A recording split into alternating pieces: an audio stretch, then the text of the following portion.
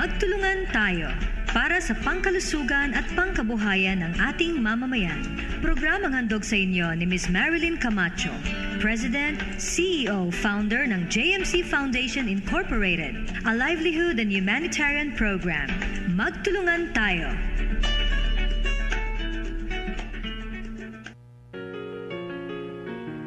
Magandang tanghali po sa kanilang lahat. Ito na naman po ako, si Marilyn Camacho, ang President, CEO, Founder ng JMC Foundation Incorporated. Meron na naman po akong inihandang magandang topic sa inyo, may kinalaman po sa kidney stones. Pero bago ko po simulan ng aking pakikipagtalakayan tungkol sa kidney stone, may gusto lang po akong ipaliwanag sa publiko. Ako po ay isang foundation, ang layunin, livelihood and humanitarian program. Hindi ito po ay para sa lahat. Bagaman po ako isang saksi ni Jehovah, pero hindi ko po in-involve ang aking relihiyon dito. Dahil ang pangkabuhayan po ay pangkalusugan, ay hindi po para sa hindi po kailangan na religion para maging dahilan para magkaroon po tayo ng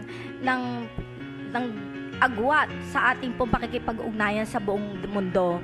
Ang layunin lang po nito ay para sa pangkabuhayan. Kaya gusto ko pong linawin sa lahat na nakikinig na hindi po ito religious, kundi livelihood lang po ito at pangkalusugan para maiwasan po natin ang misinterpretation.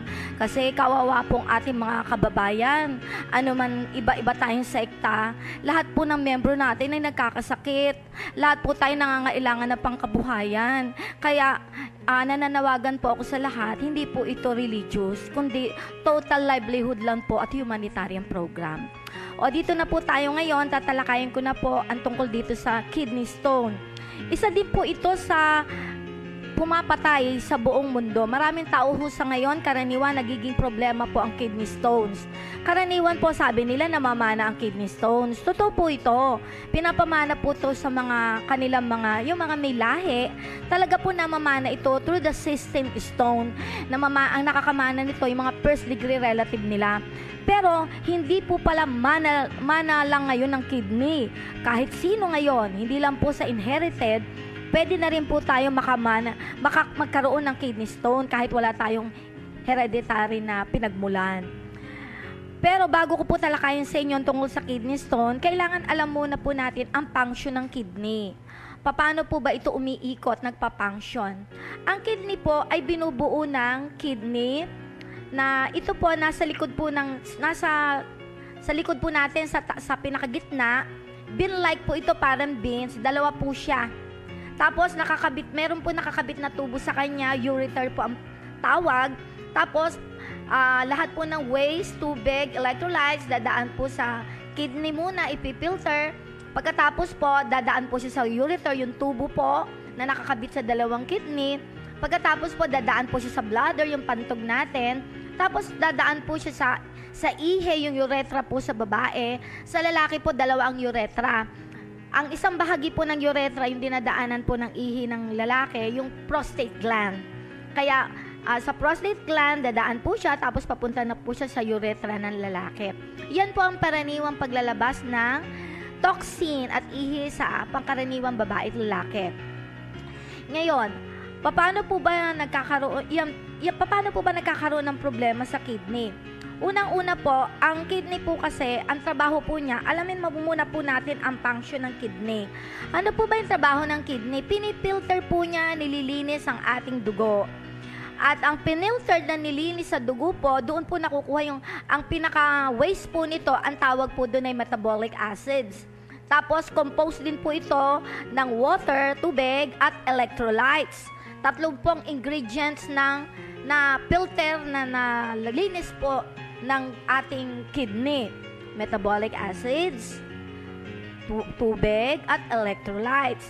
Ano naman po yung electrolytes na yon? Ang electrolytes po, binubuo ng dalawang ingredients. Yun po ang sodium, yung asin, at yung potassium. Yun po ang binubuo na electrolytes. So, yan po ang trabaho ng kidney. Tapos, isa rin po ang trabaho ng kidney, nagbabalanse po siya ng water, tubig sa ating katawan. Kailangan po tama ang volume ng tubig sa ating katawan. Hindi lang po iyon. Siya din po ang nagme-maintain ng ating blood pressure. Ganon din po, isa po sa trabaho ng kidney, nagsisekret po siya ng hormones para yung ating blood pressure ay ma-maintain din po niya, mabalanse niya. At isa din po sa trabaho ng kidney, nag-a-activate po siya ng vitamin D para po sa ating mga buto. Tapos, siya din po ang nagpapacilitate ng paggawa po ng hemoglobin. Yung hemoglobin po, yun po ang mga pula ng ating dugo, hemoglobin. Siya po ang tumutulong para i-breakdown po ito, gawin yung pula ng dugo natin. Tapos po para i-convert po ito sa urobilin, para ang red blood cell po natin ay dumami. Kaya may kinalaman po siya sa paggawa ng pula ng dugo. Tapos, nire-regulate din niya ang blood pH level. Kasi ang blood pH level natin, kailangan po slightly alkaline. Hindi po dapat hindi po acidic. Kasi pag acidic po ang ating blood, dyan po papasok ang ibang karamdaman. So, dapat po, ibabalansi po niya yung pH level ng dugo. Ang tamang pH level po ng dugo na slightly alkaline, yun po ay 7.35 to 7.45 po. Dapat ang slightly alkaline ng pH level ng ating blood. Yan po ang trabaho ng kidney. Tapos, everyday po, pinipilter niya po ang blood natin, nililinis niya. 180,000 liters per day. Imagine niyo po, ang dami po pala na litro ng dugo na pinipilter niya everyday. Kaya ganyan po siya ka-workaholic, ganyan po katrabaho ang ating kidney. Ngayon, paano ngayon papasok po ang kidney stones? Marami pong dahilan paano po tayo nagkakaroon ng kidney stones. Pero bago ko po talakayin ng kidney stone, kailangan maintindihan po natin ano po ba ang ibig sabihin ng kidney stones. Madalas natin marinig ang kidney stones, pero lubos ba natin talaga naiintindihan ng kidney stones? Ito po siya. Ang kidney stones po ay yun po ang mga metabolic acid na nabuo po sa ating kidney at yung electrolytes na nabuo na hindi po balanse. Kumbaga, kailangan po kasi balance po ang electrolytes po ng ating kidney. Di ba sabi ko po sa inyo, sodium at potassium ang electrolytes natin. Kaya lang po, sa paglilinis po niya, ang nangyayari, hindi po nagiging balance. Na-over sodium po tayo, na-over alat. So, yung potassium po bumababa. So, yung pag hindi po naging balance yung dalawang yon, ang mangyayari, dyan po nagpo-form ang kidney stones. Ngayon, ano-ano po ba ang risk factor? Bakit po napoporma ang kidney stone? Nagiging over ang sodium sa katawan natin at bumababa po ang potassium na hindi po nagbabalanse. Ito po ang mga dahilan. Isa po sa pwedeng pagmula ng kidney stone, kung hindi po mag-iingat, yung may sakit pong diabetes, yung pong tumataas ang dugo, yung pong obese, yung may tataba, yung dehydrated, yung hindi po mapag-inom ng tubig, yung pong may kidney disease, halimbawa may kidney failure na siya, meron na siyang iba-ibang sakit, yung pinasabi kong kidney failure, yung nagda-dialysis na, basta lahat po na may sakit sa kidney, isa po yon. Tapos, isa din po yung mga naoperahan na po, yung naoperahan na po sa butuka, yung may bypass na, yan, yung mga surgery, yung mga nakaranas na operation. Isa po yan sa posible magkaroon ng kidney stones. Tapos, yung lahat ng, kung palagi tayo may infection po sa urinary problem infections. Kung lagi ho napapabayaan natin, isa din pong pwedeng panggalingan niya ng kidney stone. Yung palainom po kayo ng mga nire-reseta ng mga doktor, alalahanin ninyo, mga lason po iyon. Lalo kung hindi kayo palainom ng tubig, hindi po nahuhugas na ilalabas ng inyong kidney to. Kaya lalo kung palainom kayo sa migraine, yung mga gamot sa mga seizure, yung mga nag-epileptic, yung mga lahat po ng gamot na nire-reseta sa inyo ng doktor. Kung hindi po kayo iinom ng tubig, yan po, pwede rin po kayo magkaroon ng kidney stones. Yung pagtanda, isa din po yan. Posible din yan na may risk factor para magkaroon ng kidney stones. Yung pong may mga iba't ibang karamdaman, isa din po yan.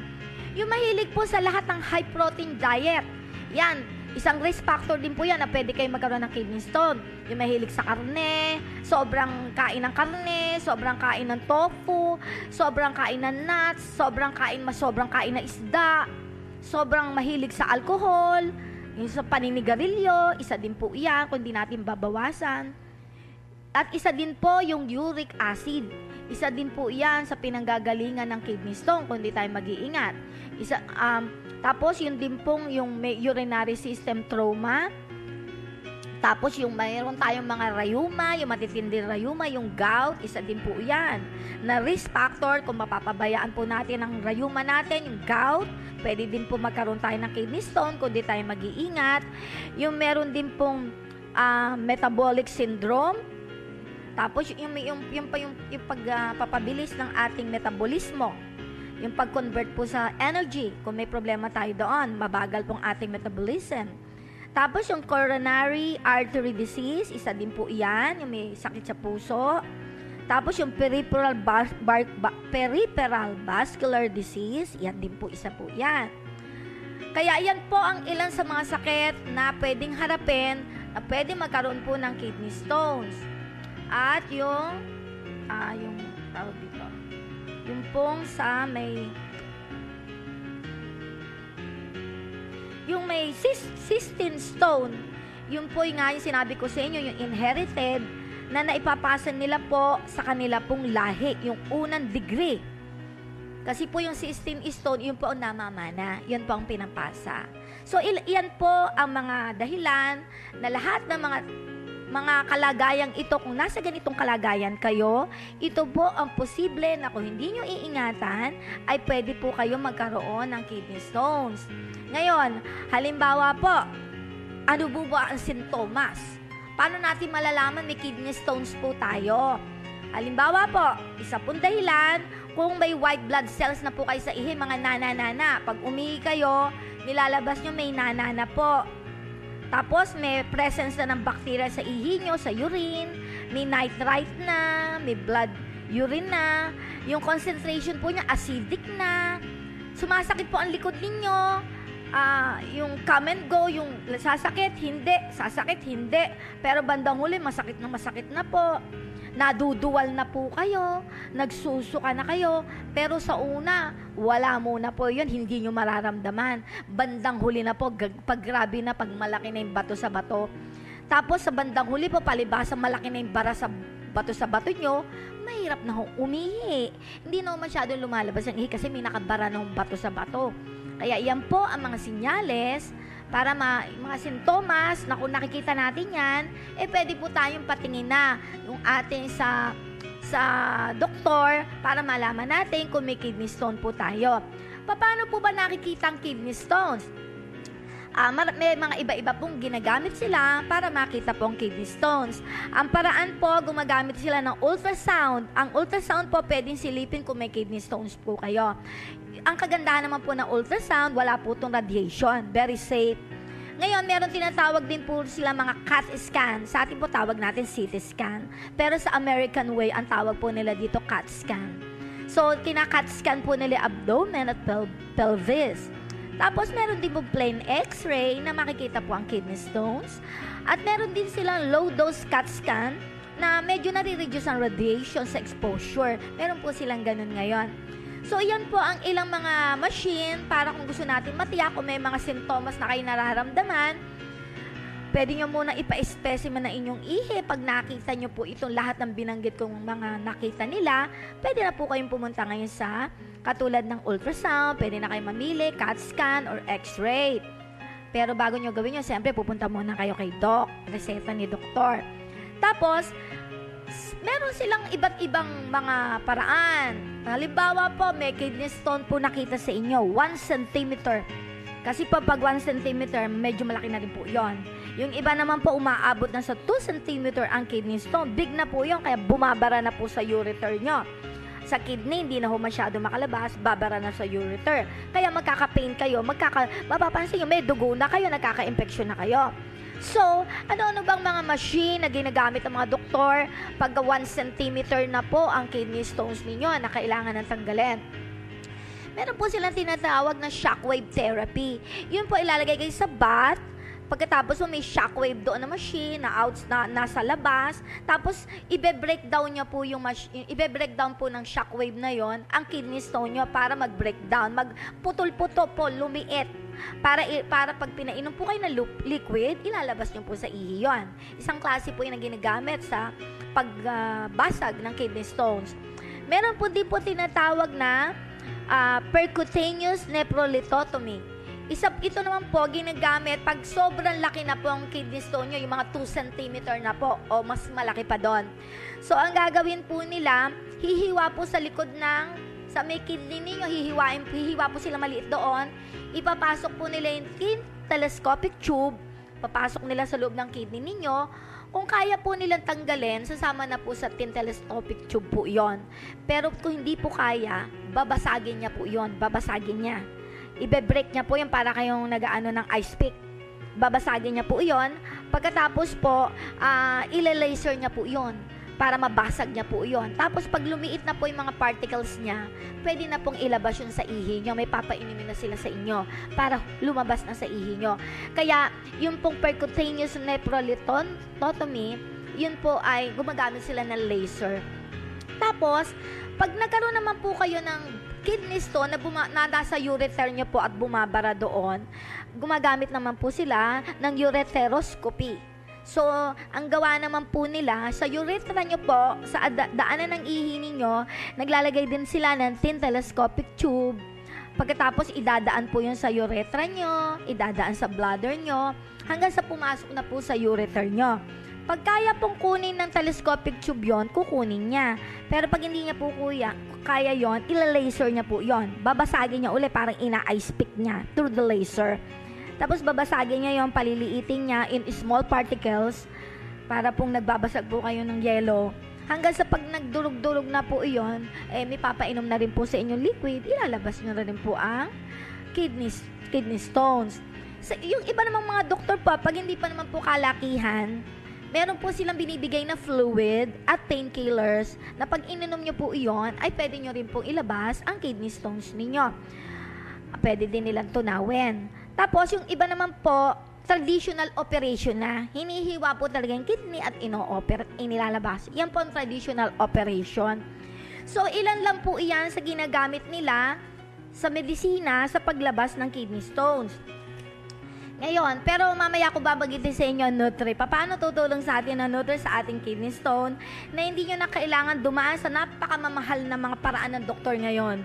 Katulad ng shockwave therapy, percutaneous nephrolithotomy, uretheroscopy, fluid plus painkiller, traditional operation. Hindi nyo nakakailanganin yan sa aking Nutri 21 juice at alkaline ionizer plus. Pero bago ko gawin yun, dito muna tayo sa pinakamahalagang bahagi po. Ngayon po, gaya nga ng binanggit ko sa inyo, ang number 1 pinanggagalingan po ng kidney stones, yung sodium. Nagkikrystallize po siya dahil na-overan po tayo ng sodium. Saan po ba nanggagaling karaniwan yung sodium? Dito po nakukuha din sa, may tinatawag po tayong calcium oxalate. Ano ba yung calcium oxalate na mga pagkain? Ito po ay nanggagaling sa chocolate, tea, coffee, cinnamon. Yan po ang pinanggagaling. Kaya kung mahilig kayo sa mga pagkain na yan, isa din po iyan na pwedeng panggalingan para mabuo ang kidney stone. Lalo kung mahilig kayo dyan at hindi kayo pala inom ng tubig. Isa din po yung tinatawag nilang calcium phosphate. Ano naman po yung pinanggagalingan ng calcium phosphate? Yung calcium phosphate po, ang pinanggagalingan po nito, kasi po, kung lalo mahilig po tayo sa maalat, mahilig po tayo sa mga calcium oxalate, mahilig tayo sa yung mga greasy food, yung mga iba pang pagkain, babanggitin ko sa inyo later, na matakaw sa uric acid, at masyadong maasin, at very salty foods. Diyan mo nga po mapoporma yan. Kaya lahat ng calcium na pagkain na mayaman po sa salt, yan po ang pinanggagalingan diyan po nabubuo ang kidney stones.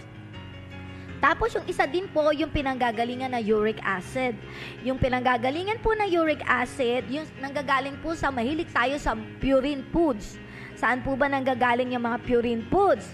Nanggagaling po yan sa animal protein. Kung mahilig sobra tayo makain ng karne, puro karne, sobrang kain ng isda, sobrang kain ng tofu, overeating noon, mahilig kayong uminom ng alak, mahilig kayong manigarilyo, mahilig kayo sa mga seafoods, yan. Mahilig kayo sa mga dairy products, yan po.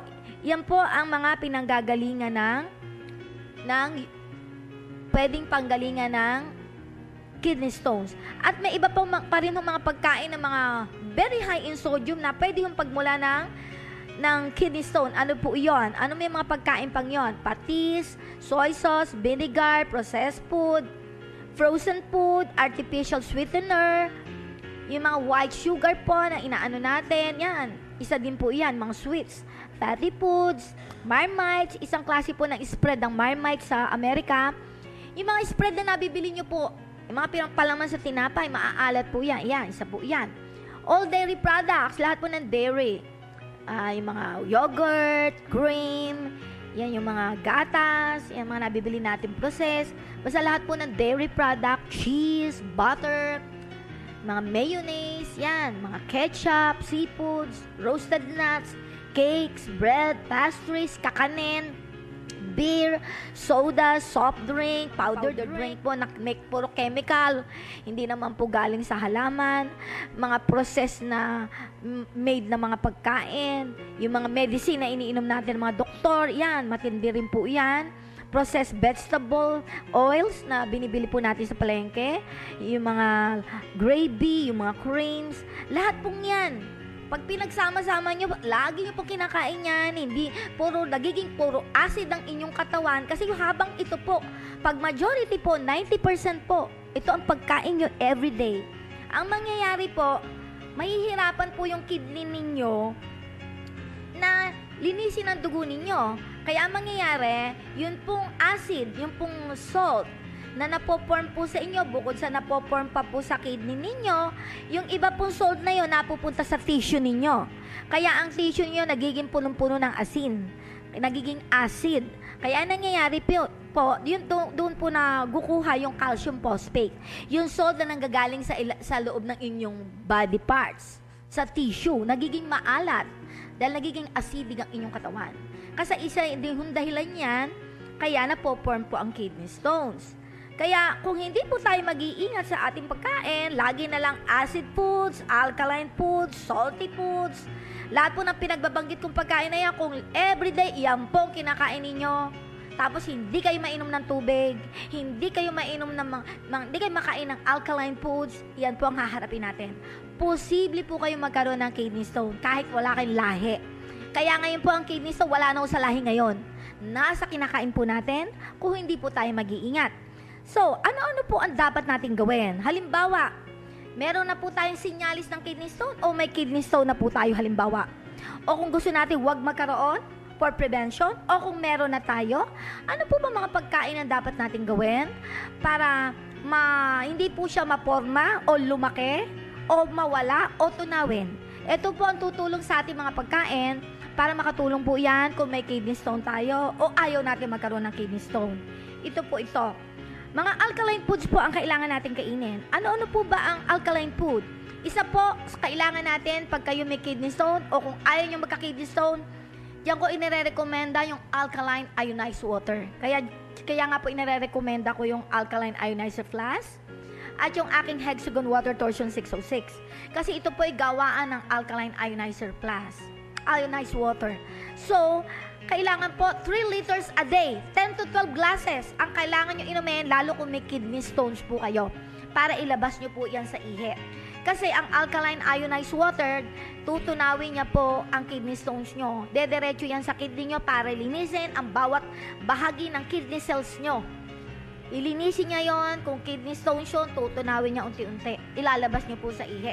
Kaya importante po ang alkaline ionized water. Dahil maliliit po ang molecules niyo diretso po sa inyong kidney cells.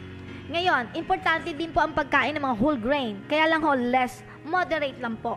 Ano-ano ba ang whole grain na moderate natin kinakain?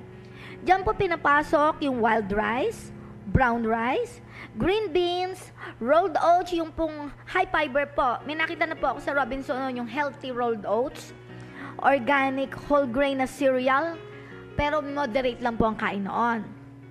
Yung mga kamoteng kahoy, kamote, yan po, kailangan po yan. Magkakain po kayo yan, pero moderation lang po. Tapos, pero ang pwede kayo, plenty, lots of fruits and vegetables. Yun, pwede marami kayo yun. Doon kayo concentrate. Dahil yun po ang tutulong sa inyo para maging alkaline ang inyong katawan. Moderate fish lang po. Kumain kayo ng isda, huwag mong karamihan. Sumentro kayo, mas maraming gulay, mas maraming prutas, tapos medyo mas maraming whole grain, pero lesser lang po ang isda. Kasi protein din po yon. Lalo kung may kidney stone kayo, madadagdagan po ang kidney stone nyo para hindi po siya lumaki, hindi dumami. Tapos dyan po papasok at kailangan low sodium diet po kayo.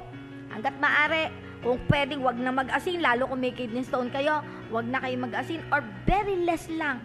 Konting-konting asin o kung pwede wag na kayo mag-asin. Mas maganda po, lalo kung may kidney stone po kayo.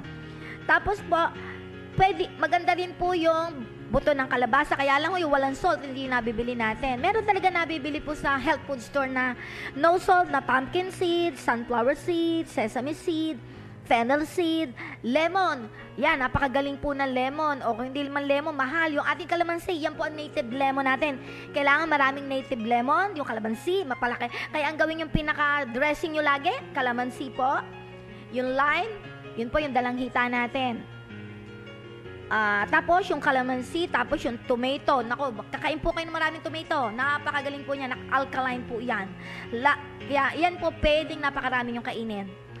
Tapos, kailangan po natin ang high potassium citrate at high vitamin C na pagkain, high fiber diet, moderate exercise, kaya diyan ko pinasabi yung maglakad-lakad po kayo, moderate walking, taas-taas ng hagdan, maglinis-linis sa bahay, yan po. Kailangan po natin yung iwasan nyo ang crash diet. Iwasan nyo po yon. Tapos umiwas po kayong gutumin na inyong sarili. Kasi pag ginutom nyo po ang inyong sarili, lalo yung mga nagpapapayat, nakaka-create din po yan ng kidney stones.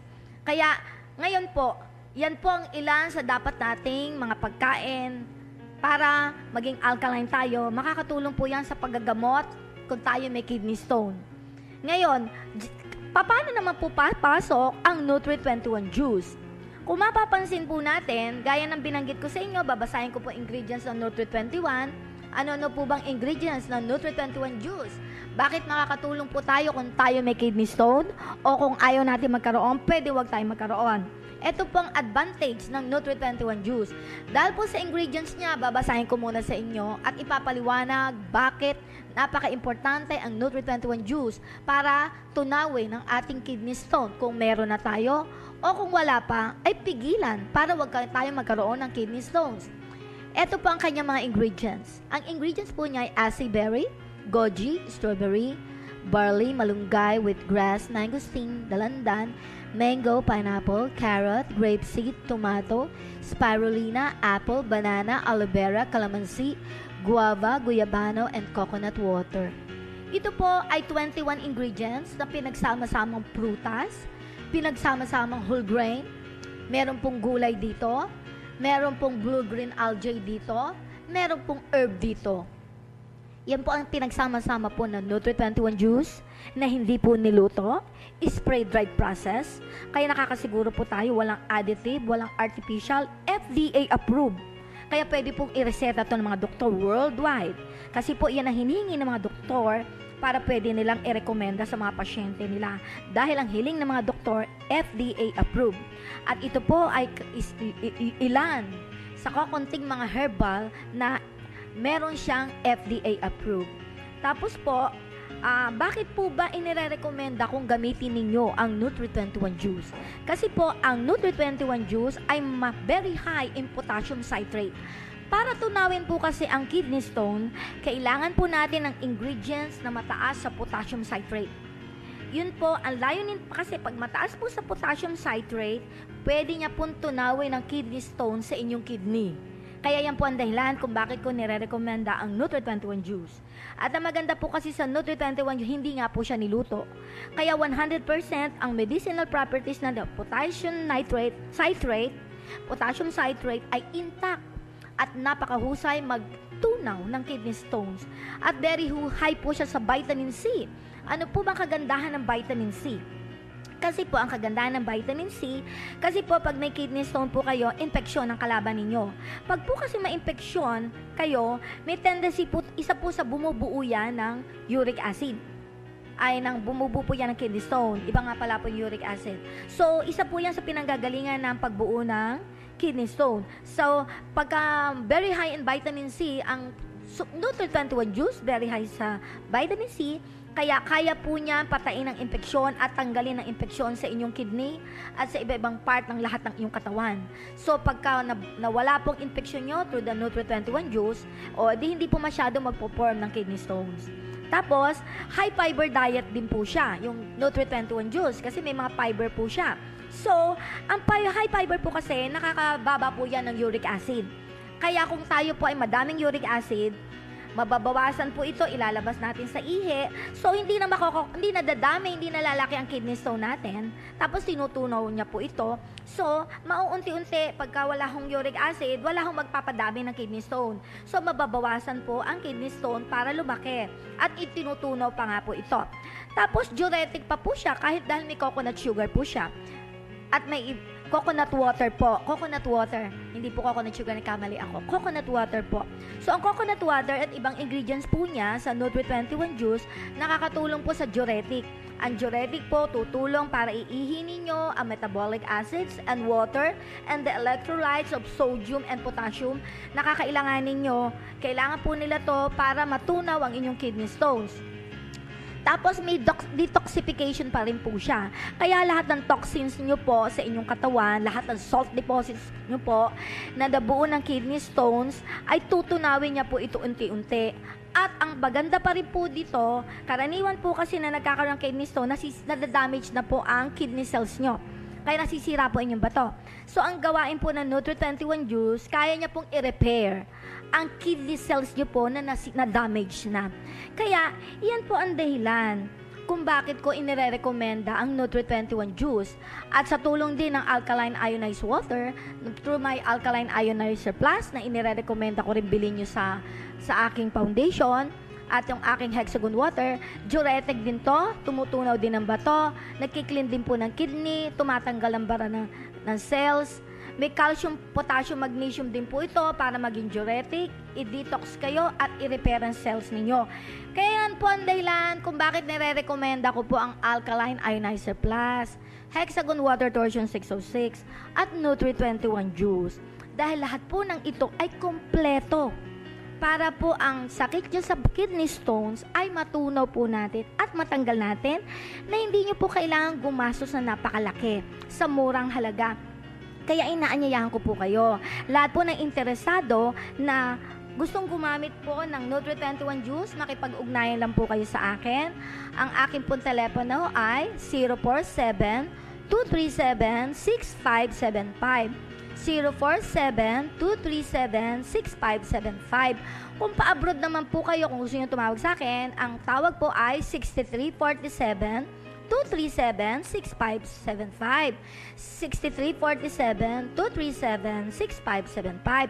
Ngayon po, yung aking cellphone naman po ay 0908-8919-303. 0908-8919-303. 0908-8919-303. Kung nasa abroad naman po kayo, gusto nyo mag-message, ang paraan naman po, +63-908-8919-303. +63-908-8919-303. Tapos po, pwede na po kayong umorder sa aking website. Kasi po, kung gusto nyo po makamura sa Nutri, lalo kung naggagamot kayo, mura lang po registration, 200 pesos, 5 sachet lang po. Tapos makaka-avail na po kayo ng discount sa company, 210 lang po per box pag registered po kayo. Kaya pwede po kayo mag-direct selling sa gusto mag-direct selling. Sa ayaw naman po, pwedeng user at a discounted price. Tapos pwede po kayo mag-sponsor sa lahat ng kakilala nyo, buong Pilipinas at buong mundo. Dahil may website po tayo na pwede silang umorder doon. At kayo naman, may privilege kayong kumita ng bonus through referral bonus at by pairing bonus na andun na po sa website ko ang paliwanag. Tignan nyo na naman po para maunawaan nyo po kung paano kikita through sponsoring. Kung kayo register, pwede ko kayo makapag-sponsor worldwide. Ano po ba ang website? www.jmcfoundation.net www.jmcfoundation.net www.jmcfoundation.net. Pag doon na po kayo, i-enter nyo po yon, tapos click nyo po ang contact. Pag-click nyo po ang contact, naandun na po ordering form. Naandun na rin po ang Metrobank account ko po. At yung mga smart padala, pwede rin po kayong padala sa smart padala. Naandun na rin po ang account ko po sa Smart Money. Tapos po, pag nandun po kayo, i-click nyo po ang letter F para makita nyo po yung YouTube ng Facebook. Punta kayo sa Facebook ng foundation, pag kinlik nyo yung F, tapos mag-sign in po kayo para mapasok kayo sa Facebook ng foundation. Tapos makikita nyo po iba-ibang YouTube ng Nutri, Alkaline, and Hexagon. Tapos i-click nyo po yung gusto nyo mga YouTube. Pag kinlik nyo po yung YouTube, makikita nyo po may nakasulat sa baba, HTTP www.Ustream TV channel. I-click nyo po yon. Diretso na po kayo sa TV channel po na Small Radio 98.3. Tapos po, may video po sa kanan noon, i-click nyo kung wala nakasulat na program. Pero kung may program na po, i-click nyo yung magtulungan tayo para lahat ng kakilala nyo po na gusto nyo manood ng replay ng aking pinapaliwanag ngayon tungkol sa kidney stone, yung dating diabetes, yung tungkol sa hypertension, pwede nila mapanood po sa video Magtulungan Tayo program ng Small Radio Replay. Tapos po, pwede na nyo ipakita to sa mga kakilala nyo worldwide at pwede nyo silang i-sponsor kung registered po kayo.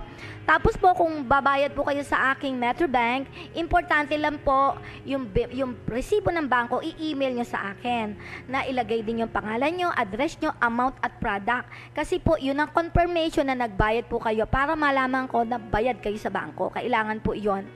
Tapos yung mga naman po, yung mga nagbayad sa Smart Padala, importante, message nyo po sa akin yung pangalan nyo, address, reference number po ng Smart Padala, yung product at amount para alam ko po, para makuha ko yung pera sa Global Money, para malaman ko yung reference number. So, kaya nga po, yan ang dahilan, magtulungan po tayo kasi unang-una, importante po ang health. Pagka kayo po ay may sakit, lahat po ng pamilya apektado po tayo. Kaya importante po ang health, kaya ako po nire-recommenda ang Nutri-21, Alkaline, and Hexagon. Hindi po siya kamahalan at ang paggagamot nyo, hindi po kayo maghihirap. Dahil marami po naghihirap sa paggagamot. Mayaman, mahirap. Naghihirap po pag may matitinding karamdaman katulad ng kidney stone. Magastos po itong sakit.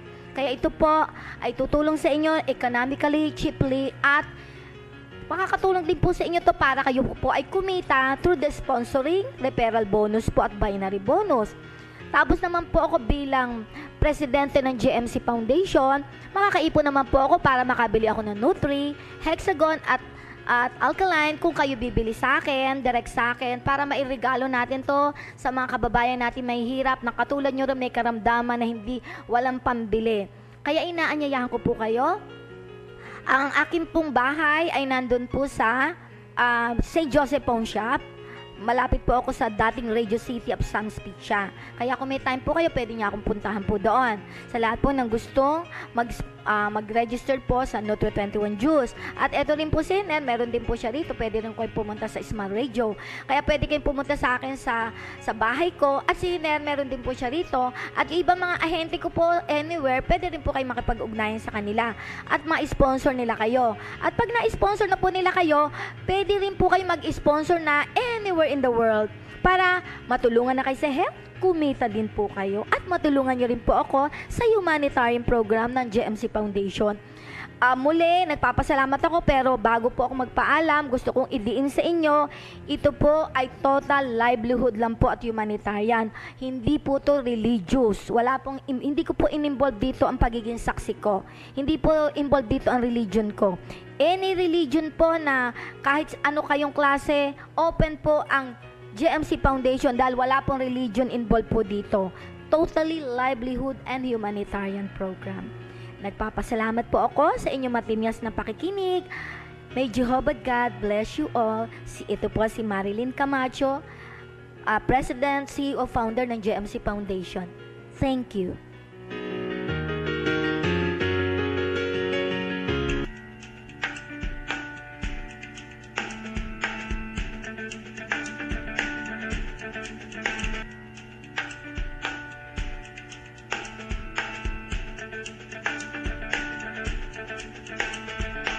Magtulungan tayo. a health and livelihood program for the community. This Magtulungan Tayo program is brought to you by Ms. Marilyn Camacho, President, CEO, Founder of JMC Foundation Incorporated, a livelihood and humanitarian program. Magtulungan Tayo.